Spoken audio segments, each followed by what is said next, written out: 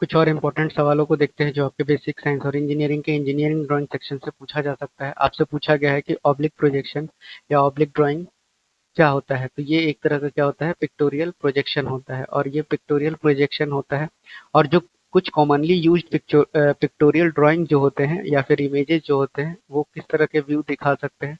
तो वो आपका पर्सपेक्टिव व्यू भी दिखा सकते हैं।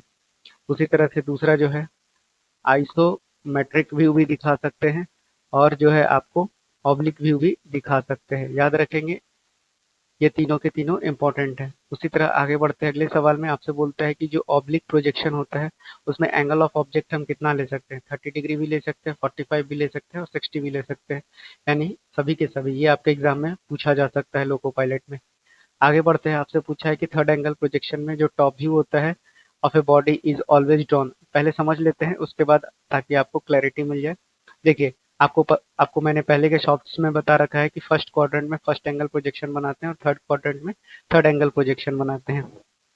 तो देखिए, जो फर्स्ट क्वाड्रेंट में यानी कि फर्स्ट एंगल प्रोजेक्शन में जो है, अगर आप देखेंगे फ्रंट व्यू को तो फ्रंट व्यू के जस्ट नीचे आपका टॉप व्यू होता है।